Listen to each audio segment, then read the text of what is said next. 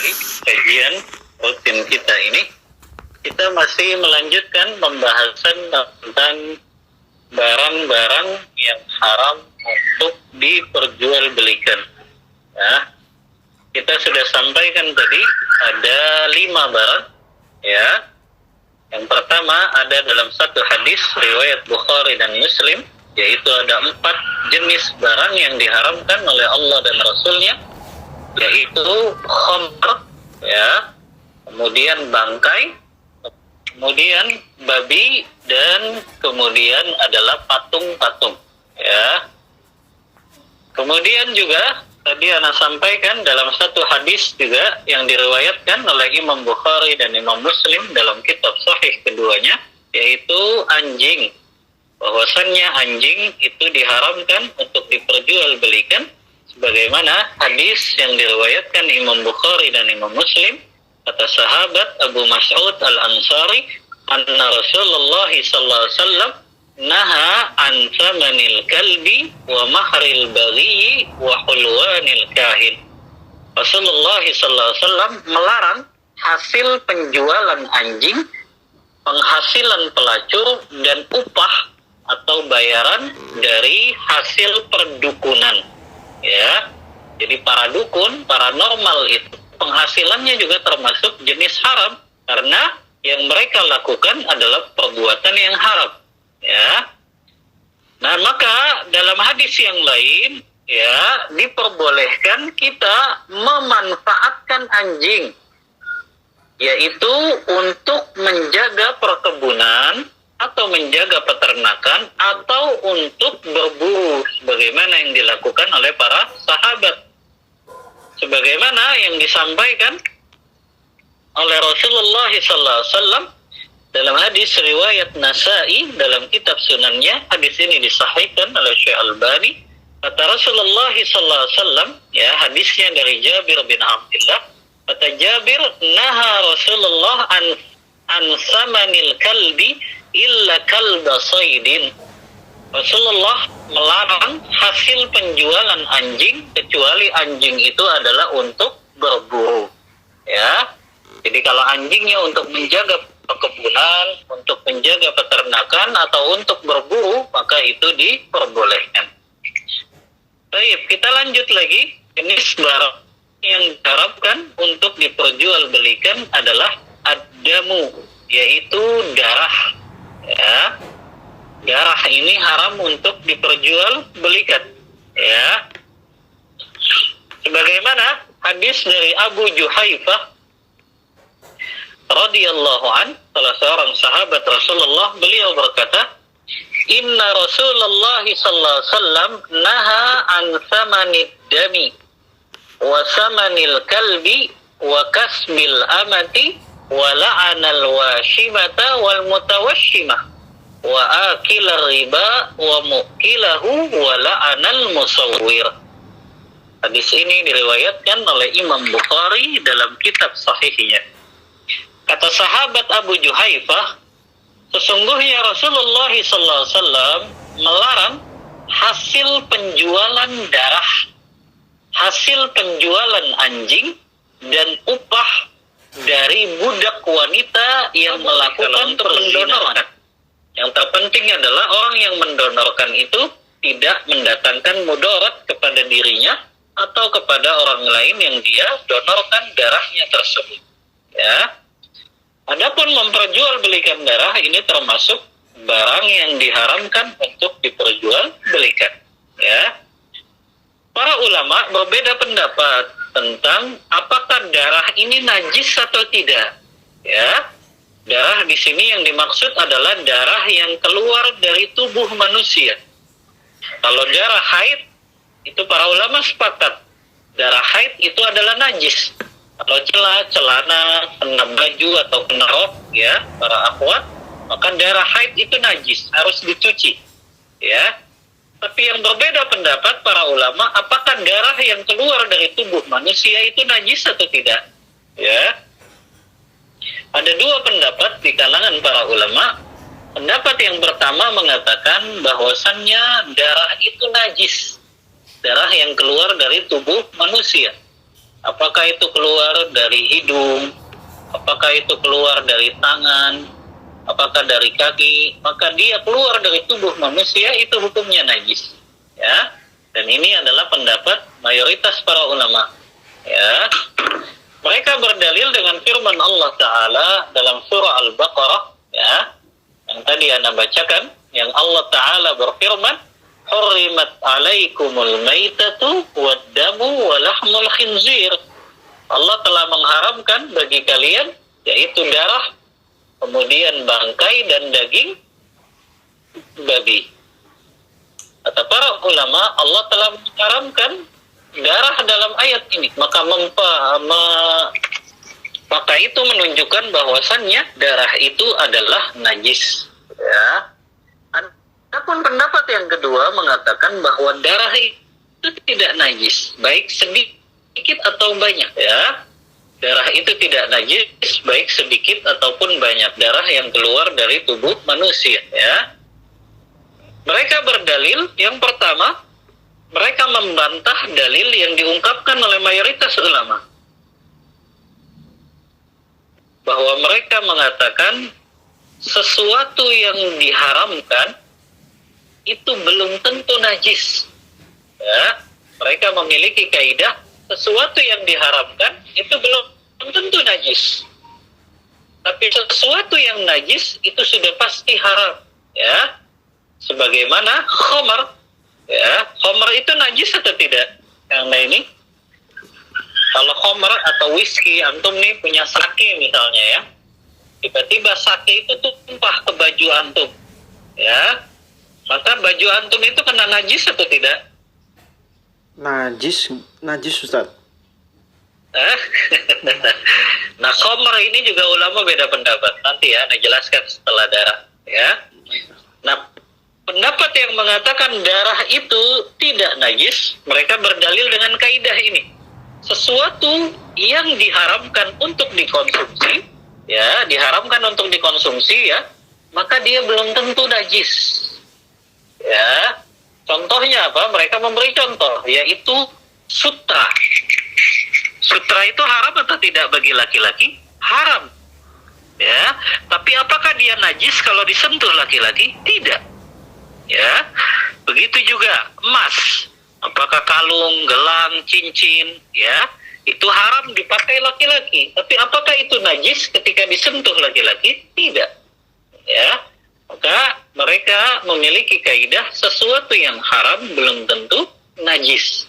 Adapun sesuatu yang najis sudah pasti haram. Ya, ini dalil mereka yang pertama. Dalil yang kedua, para ulama yang mengatakan darah itu tidak najis, mereka berdalil dengan hadis Rasulullah SAW yang diriwayatkan oleh Imam Bukhari dalam kitab sahihnya, ya, di mana ada seorang sahabat dari kalangan Ansor yang dia berjaga di waktu malam, ya, berjaga di waktu malam, dan sahabat ini sholat qiyamul lail. Ketika sahabat ini sholat qiyamul lail, tiba-tiba dia dipanah oleh orang kafir, orang musyrik, ya, dipanah, dan panah itu mengenai betis sahabat ini yang sedang melakukan sholat. Ya, tapi subhanallah, sahabat ini tidak membatalkan sholatnya. Sahabat ini tetap meneruskan sholatnya. Maka para ulama mengatakan, yang mengatakan darah itu tidak najis, kalau seandainya darah itu najis, pasti sahabat itu membatalkan sholatnya. Ya, ya nggak, karena ini kalau orang dipanah kira-kira keluar darah atau tidak? Tentunya keluar Ustaz. Keluar ya.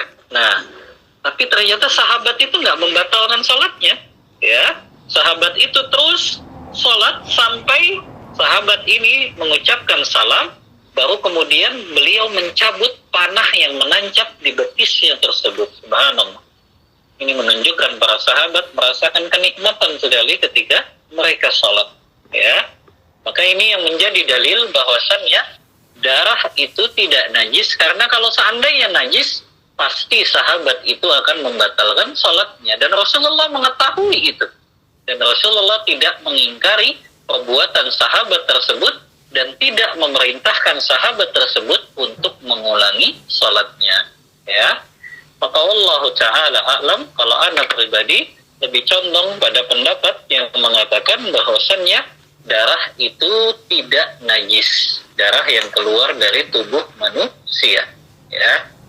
Adapun khamar, ya, ini juga memang para ulama beda pendapat, apakah khamar itu najis atau tidak, ya. Mayoritas ulama memang mengatakan khamar itu najis, ya. Mereka berdalil dengan firman Allah Ta'ala dalam surah Al-Ma'idah ayat 90. Allah Ta'ala berfirman, Ya ayyuhalladzina amanu innamal khamru wal maisiru wal ansabu wal azlamu rijsun min amali syaitan fajtanibuhu la'allakum tuflihun. Wahai orang-orang yang beriman, sesungguhnya khamr, ya, dan perjudian, ya, dan berkurban untuk berhala, ya, dan juga melakukan undian, ya, dengan panah, maka itu semuanya adalah rijsun, ya. Rijsun di situ maknanya, kata ulama yang mengatakan bahwa khamr itu najis, maknanya adalah najis. Walaupun dalam bahasa Arab kata rijsun itu tidak berarti maknanya najis, tapi bisa bermakna perbuatan yang kotor, perbuatan yang buruk, atau perbuatan yang menjijikkan, ya. Maka mereka mengatakan, ya, mayoritas ulama Allah menyebutkan bahwa khamr itu rijsun dalam ayat ini, ya, maka berarti khamr itu najis. Nah, ini pendapat mayoritas ulama, ya. Adapun pendapat yang kedua, ya, mereka mengatakan bahwasannya khamr itu tidak najis, ya. Khamr itu ulama sepakat kalau khamr itu haram untuk dikonsumsi tadi, ulama sepakat, nggak ada perbedaan pendapat. Tapi yang ulama beda pendapat, apakah khamr itu najis atau tidak? Ketika air whisky, air wine, air sake misalnya tumpah ke baju atau mengenai anggota tubuh kita, tangan kita, apakah itu najis? Ya, maka tadi pendapat pertama mengatakan najis, ya. Tapi pendapat kedua mengatakan khamr itu tidak najis, ya. Mereka berdalil dengan hadis Rasulullah yang diriwayatkan oleh Imam Abu Daud dalam kitab sunannya yang disahihkan oleh Syekh Albani, bahwasannya Anas bin Malik ini testimoninya Anas bin Malik, ya. Anas bin Malik memberikan testimoni, beliau mengatakan lamma nazalat, ya, ayah akhirah fi tahrimil khamr. Kata Anas bin Malik, pada saat atau ketika turun ayat yang terakhir tentang pengharaman khamr, ya. Ayat yang terakhir pengharaman khamr itu apa? Tadi surah Al-Maidah ayat ke-90. Itu ayat terakhir yang mengharamkan khamr secara mutlak, ya, yang mengharamkan khamr secara mutlak. Maka ketika turun ayat ini, kata Anas bin Malik, Rasulullah berkata kepada kami para sahabat, ala innal khamra qad hurimat. Kata Rasulullah, ketahuilah wahai sahabat-sahabatku, bahwasannya khamr telah diharamkan oleh Allah secara mutlak, ya. Maka kata Anas bin Malik, maka aku pun pulang, dan sahabat-sahabat yang lain juga pulang ke rumah-rumah mereka, karena ternyata para sahabat masih menyimpan stok khamr di rumah mereka. Maka ketika turun ayat yang terakhir pengharaman khamr ini, para sahabat pulang ke rumah mereka dan mereka mengambil khamr yang ada di rumah mereka dan mereka menumpahkan khamr ini ke jalanan kota Madinah. Subhanallah. Ini bagaimana ketaatannya para sahabat, ya. Ketika sudah turun ayat yang mengharamkan itu, mereka pulang, mereka tumpahkan khamr mereka ke jalanan kota Madinah, ya. Maka kota Madinah pada saat itu penuh dengan siraman khamr, ya. Maka kata para ulama yang mengatakan khamr itu tidak najis, kalau seandainya khamr itu najis, maka jalanan kota Madinah pada saat itu penuh dengan najis. Dan pasti Rasulullah akan memerintahkan untuk menyiramnya lagi dengan air. Sebagaimana ada orang Arab Badui yang buang air kecil di masjid kan. Rasulullah langsung memerintahkan sahabat untuk menyiramnya dengan air. Tapi tidak ada riwayat yang menyebutkan setelah para sahabat menumpahkan khomernya ke jalanan-jalanan kota Madinah, tidak ada riwayat yang menyebutkan bahwasannya Rasulullah memerintahkan sahabat untuk menyirami jalanan Madinah dengan air. Ini merupakan dalil bahwasannya khamr itu tidak najis. Ya. Allah Ta'ala a'lam. Ana juga secara pribadi menguatkan pendapat yang kedua, bahwasannya khamr, darah itu tidak najis. Ya. Tapi yang jadi pembahasan kita di sini adalah darah itu haram untuk diperjualbelikan. Ya. Karena Rasulullah bersabda, ya, sebagaimana hadis dari sahabat Juhaifah, Rasulullah melarang untuk memakan hasil penjualan dari darah tadi. Hadisnya diriwayatkan oleh Imam Bukhari dalam kitab Sahihnya. Baik. Kemudian yang ketujuh, jenis barang yang diharamkan untuk diperjualbelikan, yaitu adalah as-suwar al-makhluqah, gambar makhluk yang bernyawa. Baik itu gambar makhluk bernyawa dari golongan atau dari jenis manusia, atau gambar makhluk bernyawa dari jenis hewan atau binatang. Ya, ini diharapkan untuk diperjualbelikan. Apa dalilnya? Dalilnya dari seorang tabi'in namanya Sa'id bin Abil Hasan. Sa'id berkata, "Kuntu inda bani Abbasin radhiyallahu anhum." Aku pernah bersama dengan sahabat yang mulia Abdullah bin Abbas, semoga Allah meridhai keduanya. "Iz atahu rajulun faqala ya ibn Abbas, inni insanun innama ma'isyati min san'ati yadi." Kata Abil Hasan, ketika aku bersama dengan sahabat Abdullah bin Abbas, tiba-tiba datang seorang laki-laki. Dan laki-laki ini berkata kepada Abdullah bin Abbas, "Wahai Abdullah bin Abbas, sesungguhnya aku adalah manusia biasa. Dan aku memiliki penghasilan dari karya tanganku sendiri. Dan aku biasa membuat gambar-gambar makhluk yang bernyawa." Kata orang ini, dia ngadu kepada Abdullah bin Abbas, "Inni asna'u hadhihi tasawir." Aku biasa membuat gambar makhluk, melukis makhluk yang bernyawa. Ya. Maka apa kata Abdullah bin Abbas kepada laki-laki ini? Faqala la uhaddisuka illa ma sami'tu Rasulullah sallallahu alaihi wasallam yaqulu man sawwara suratan fa inna Allah mu'azzibuh hatta yanfakha fiha ruh wa laysa binafikhi fiha abada. Faraba rajulu rabwatan syadidah wasfarwa wajhuhu. Kata Abdullah bin Abbas pada laki-laki ini, "Demi Allah, aku tidak berbicara kecuali aku berbicara sesuatu yang aku pernah mendengarnya dari Rasulullah SAW. Maka aku mendengar Rasulullah SAW bersabda, siapa yang menggambar atau melukis, membuat gambar makhluk yang bernyawa, maka kelak Allah akan mengazabnya sampai dia bisa meniupkan ruh kepada makhluk yang bernyawa yang dia gambar ini. Maka selama hamba ini tidak bisa meniupkan ruh, maka Allah akan terus mengazab hamba tersebut." Na'udzubillah min dzalik. Ya. Maka orang ini ketika mendengarkan perkataan Ibnu Abbas, wajahnya langsung begitu takut sekali, berubah menjadi merah karena takut luar biasa. Ya.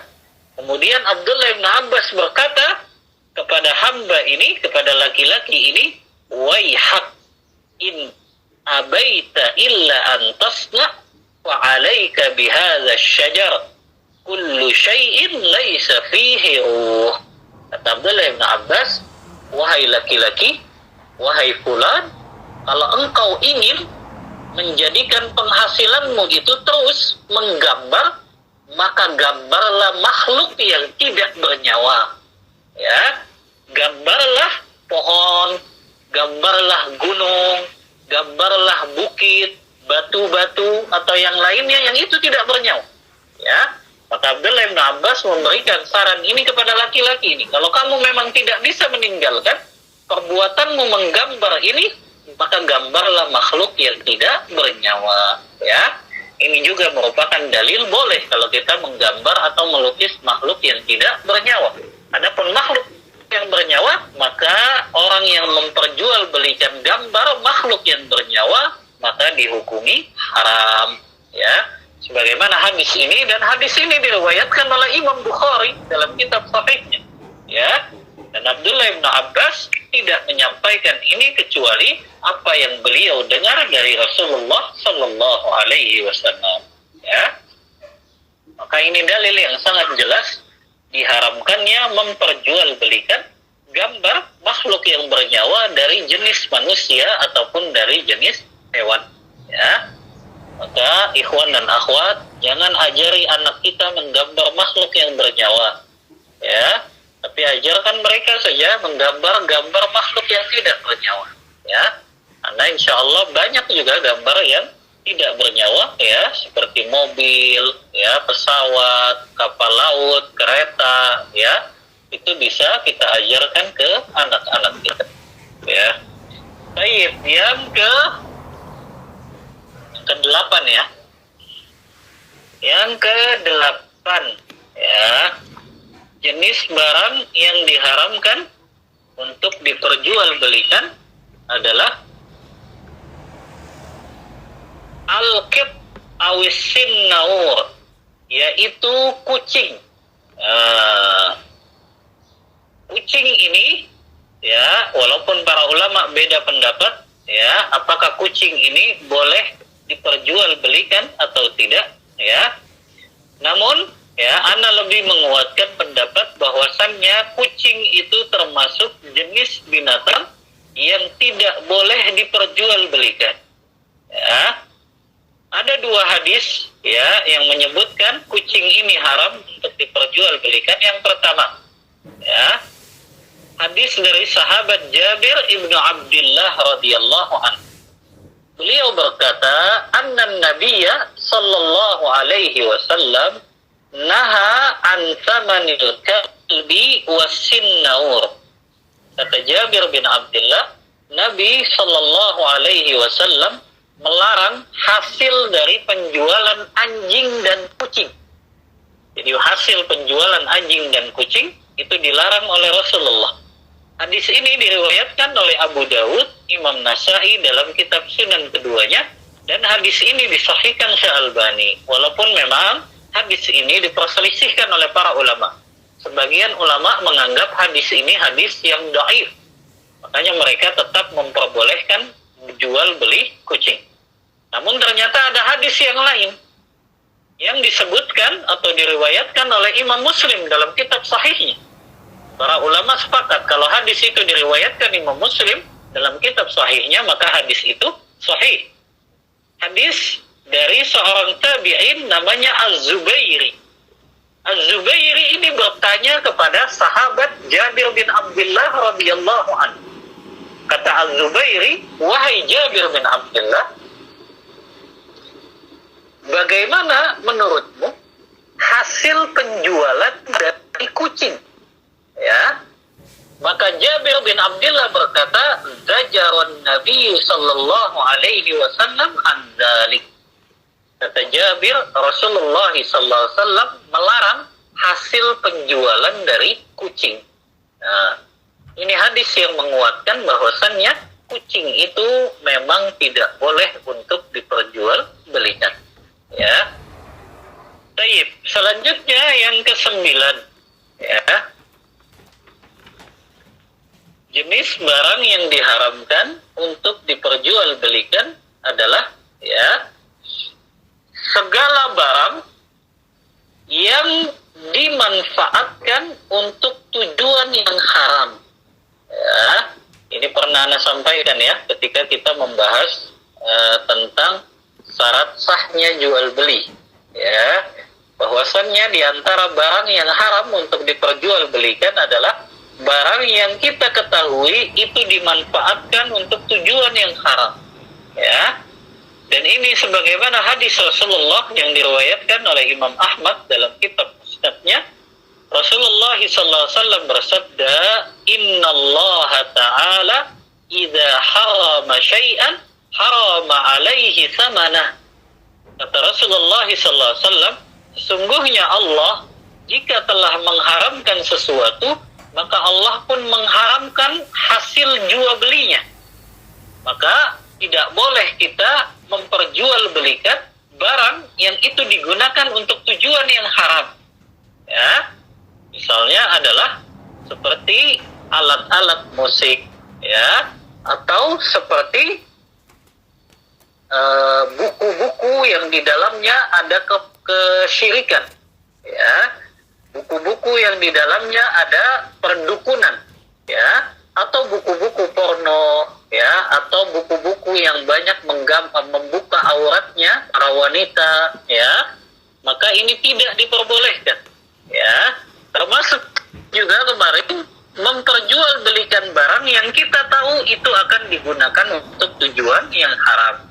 Misalnya menjual air anggur ke pabrik khamar, maka ini diharamkan karena kita ketahui itu akan digunakan dalam rangka bermaksiat kepada Allah.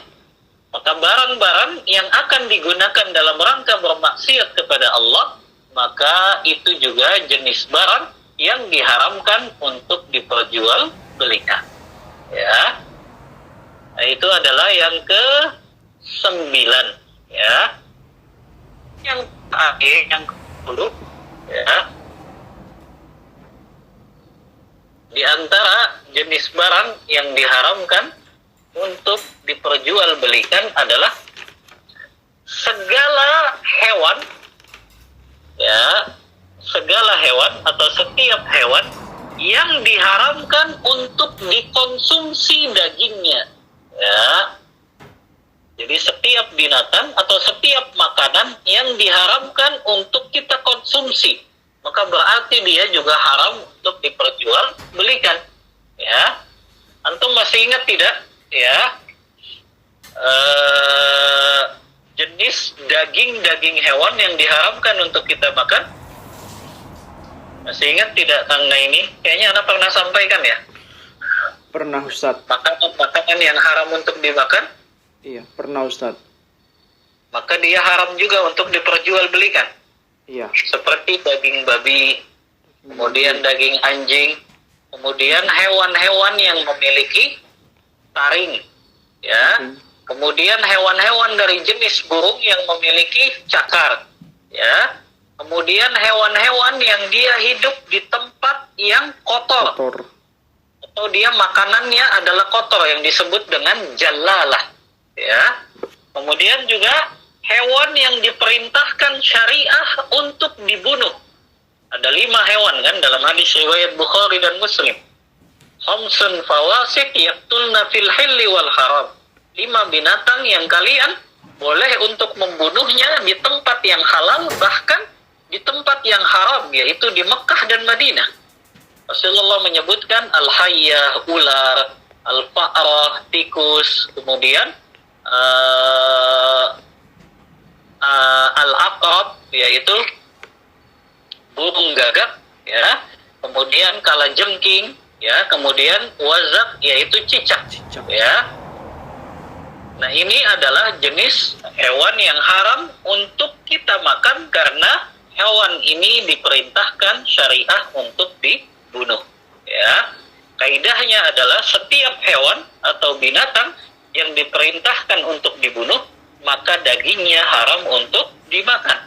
Maka kalau dagingnya haram untuk dimakan, maka berarti hewan tersebut juga tidak boleh untuk diperjualbelikan, ya.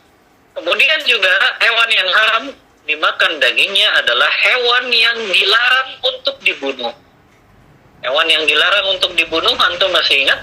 Rasulullah bersabda, arba' dawab, 4 binatang yang kalian nggak boleh membunuhnya, ya, yaitu adalah an-namlah, yaitu semut, ya, kemudian an-nakhlah, yaitu lebah, ya, kemudian al-hudhud, yaitu burung hudhud, ya.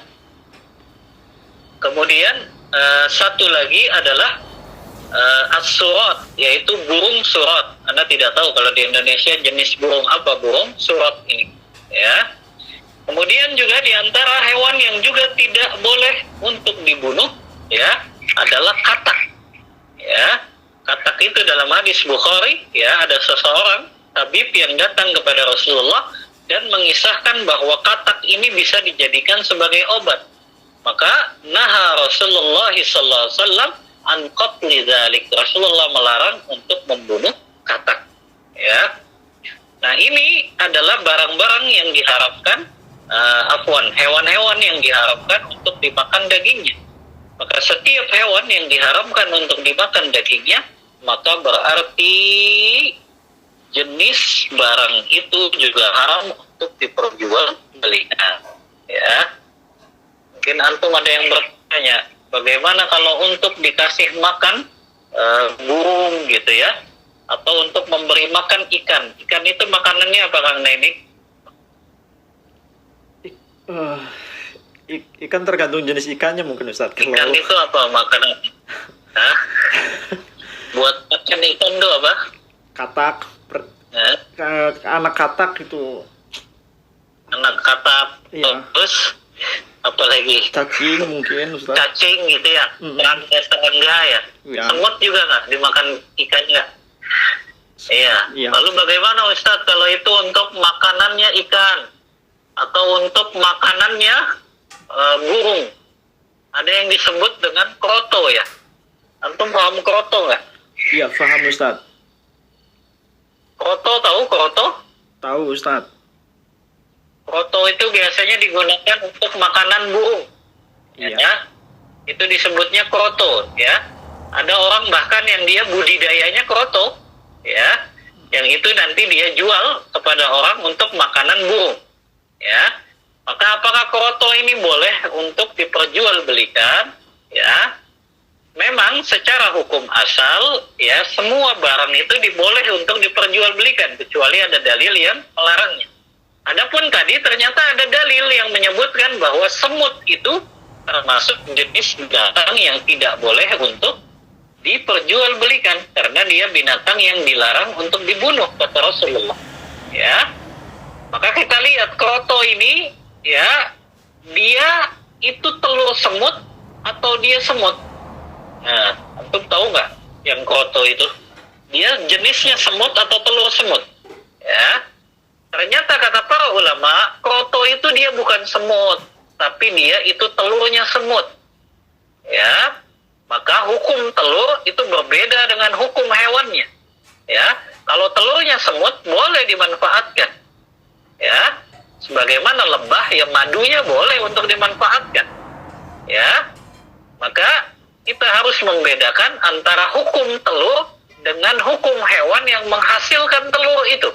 Hewannya yaitu semutnya iya haram, tapi telurnya dia halal karena dia ya suci untuk diperjualbelikan dan boleh untuk dimanfaatkan. Ya, jadi kroto ini hukumnya boleh. Jadi antum yang budidaya kroto ya ini boleh untuk makanan burung atau untuk makanan ikan, ini boleh untuk diperjualbelikan.